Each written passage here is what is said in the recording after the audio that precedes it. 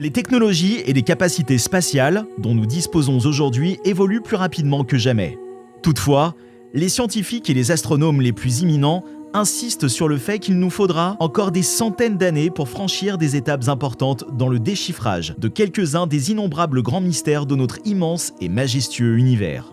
Mais ces mêmes experts pensent aussi que tout cela peut changer en quelques années si nous recevions la visite d'une civilisation extraterrestre avancée qui nous aiderait à avancer plus vite et à devenir des voyageurs intergalactiques et une espèce multiplanétaire possédant quelques réponses à quelques questions sur l'existence. Cela nous emmène à nous demander s'il existe des civilisations extraterrestres avancées, quelque part dans le monde. Que nous disent la science et les mathématiques sur ce paradoxe ahurissant ? Avons-nous des preuves crédibles de leur existence ? Toutes les connaissances que l'humanité possède aujourd'hui sur les vastes vides infinis de l'espace, notre système solaire, les étoiles, les exoplanètes, les exomons, les galaxies, les astéroïdes, les trous noirs, les quasars et le nombre infini d'objets et de phénomènes cosmiques fascinants et complexes représentent bien moins de 1% de ce qui existe et de la façon dont l'univers et tout ce qu'il contient fonctionnent. Nous ne faisons qu'effleurer la surface de la partie émergée de l'énorme iceberg d'un système cosmique infiniment complexe de la taille d'une galaxie. Et nous n'avons que la taille de minuscules fourmis. Néanmoins, les astrophysiciens, les ingénieurs de l'espace et les astronomes ont mis au point un large éventail de technologies telles que les télescopes terrestres et spatiaux, qui nous ont permis de scruter l'espace et de recueillir des quantités massives de données. Les instruments les plus avancés qu'ils utilisent comprennent des caméras dans le proche infrarouge, des spectrographes dans le proche infrarouge, des instruments dans l'infrarouge moyen, des capteurs de guidage fin, des imageurs dans le proche infrarouge, des spectrographes sans fente, des instruments de micro-lentillage photométrique et des radiotélescopes pour détecter les technosignatures. Les instruments sont nombreux et deviennent de plus en plus perfectionnés chaque jour. Bien sûr, l'instrument le plus prisé à l'heure actuelle est le magnifique télescope spatial James Webb. Depuis les années 50, les scientifiques sont des mathématiciens de renom et ont émis l'hypothèse que des civilisations extraterrestres devraient exister. Attention, ils disent « devraient exister » et non « existent ». Parce que mathématiquement et scientifiquement parlant, les probabilités en corrélation avec les conditions nécessaires existent, mais aucune civilisation extraterrestre n'a été détectée jusqu'à présent. Selon le paradoxe de Fermi, imagé en 1950 par le physicien et lauréat du prix Nobel Enrico Fermi, l'univers devrait grouiller de civilisations extraterrestres ayant réalisé des expériences de radioastronomie et de voyages interstellaires. Et nous aurions donc dû les détecter ou recevoir la visite de certaines d'entre elles.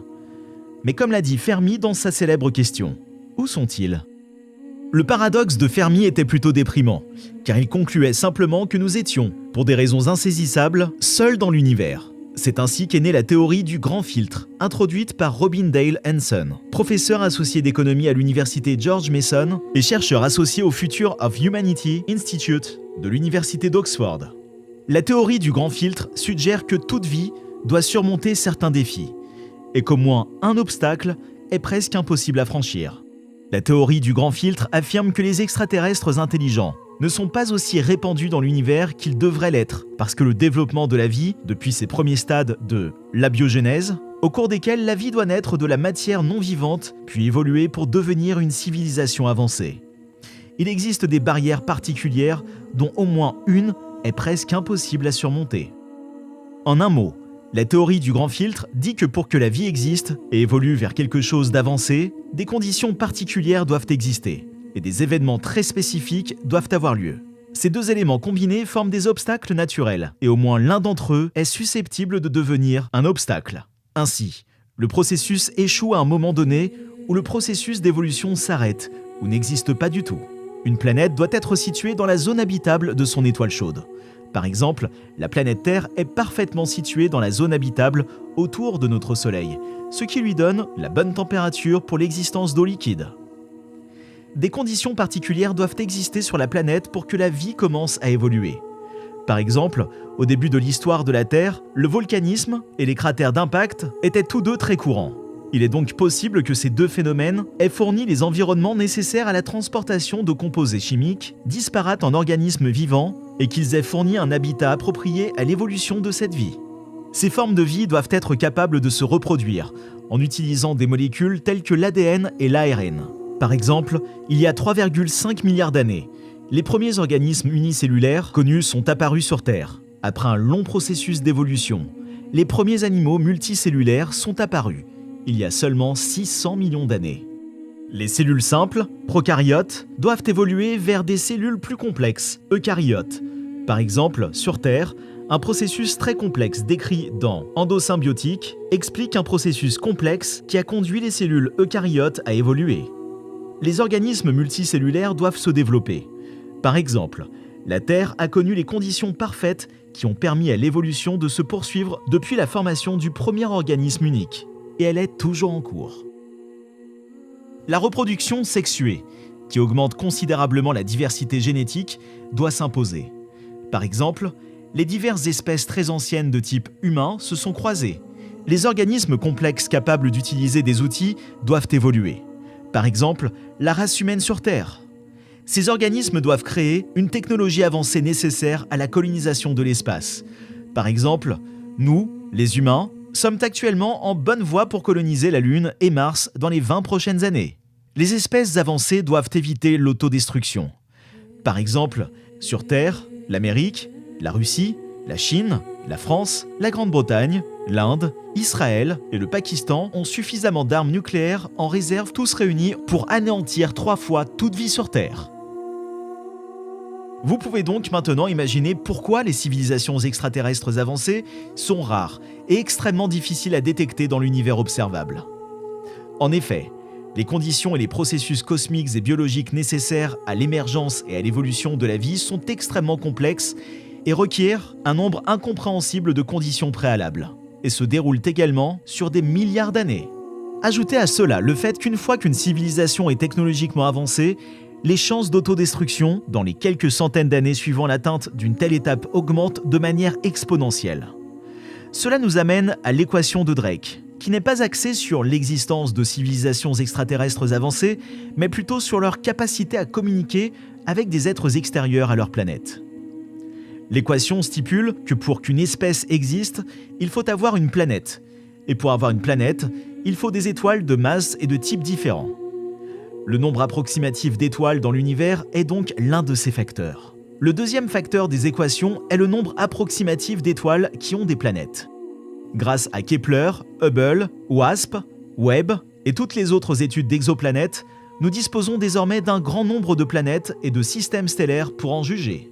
Le troisième facteur est le nombre approximatif de planètes et d'exomones qui pourraient se trouver dans la zone habitable et donc potentiellement accueillir la vie.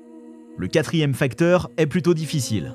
Il s'agit du nombre approximatif de planètes qui pourraient accueillir la vie et l'évolution d'êtres vivants au moins semi-complexes. Le cinquième facteur est une estimation du nombre de civilisations avancées ayant atteint des capacités de diffusion et envoyé des signaux radio dans l'espace volontairement ou non. Le sixième facteur consiste à deviner combien de temps en moyenne une civilisation avancée existe avant d'être détruite par des événements cataclysmiques artificiels, cosmiques ou planétaires internes. Pensez à un astéroïde massif frappant la Terre ou à une retombée nucléaire mondiale.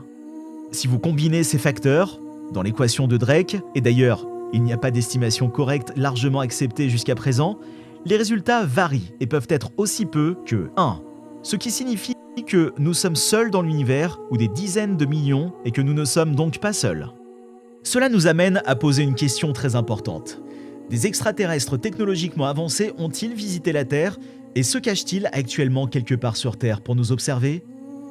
Malheureusement, aucun scientifique ou politicien sain d'esprit n'oserait répondre à cette question par un simple oui. À la mi-mai 2022, les premières audiences publiques du Congrès sur les observations d'OVNI aux États-Unis depuis plus de 50 ans s'est terminée avec plus de questions que de réponses. La partie publique de l'audition s'est principalement concentrée sur des informations déclassifiées concernant un incident survenu en 2004, au cours duquel l'USS Nimitz Strike Group a rencontré des ovnis dans les airs et sous l'eau, dans l'océan Pacifique, à environ 1100 km de la côte de San Francisco. L'audience a présenté des ovnis échappant aux avions de chasse américains, des communications radio décrivant un objet massif provoquant une perturbation sous l'eau et la submersion finale des ovnis aériens. Les observations enregistrées par l'armée comprennent 11 quasi-missages avec des avions américains. Tous les ovnis ou comme l'armée américaine préfère les appeler, les UAP, se déplaçaient sans aucun moyen de propulsion perceptible, et certains effectuaient des manœuvres de vol stationnaire impossibles. Au cours de l'audience, Ronald Moultrie, haut responsable du Pentagone chargé du renseignement, a déclaré « Nous n'avons détecté aucune élimination au sein du groupe de travail UAP qui suggérait qu'il s'agit de quelque chose d'origine non terrestre. » Il a également ajouté que les États-Unis n'ont pas connaissance d'adversaires potentiels disposant de telles technologies. Après l'audition publique, la commission a fermé ses portes pour une session privée classifiée avec les législateurs. Christopher Mellon, un ancien haut responsable des services de renseignement américains, a déclaré plus tard que l'incident du Nimitz n'était pas un événement isolé. L'homme politique et avocat américain qui a occupé le poste de directeur du renseignement national de 2020 à 2021, John Ratcliffe, a également déclaré « Les responsables ont suivi des technologies au-delà de nos capacités ». Plus intéressant encore, le Pentagone admet que les vidéos récemment publiées ne sont pas si convaincantes que cela par rapport à d'autres vidéos dans lesquelles des ovnis ont été vus à 15 mètres d'un avion de chasse. En conclusion, on peut affirmer que nous ne sommes pas seuls. Croisez les doigts et faites marcher votre imagination à plein régime, car ce qui n'était qu'un rêve et une fantaisie hier est appelé à devenir la réalité de demain. L'espace n'est pas la dernière frontière, c'est simplement le début d'un tout nouveau, front massif et incompréhensible pour l'exploration et l'expansion humaine. Pour plus de vidéos géniales, abonnez-vous, partagez, commentez si vous aimez, et n'oubliez pas d'appuyer sur le bouton de notification, car nous travaillons toujours pour vous apporter les meilleures vidéos d'astronomie et d'espace les plus précises.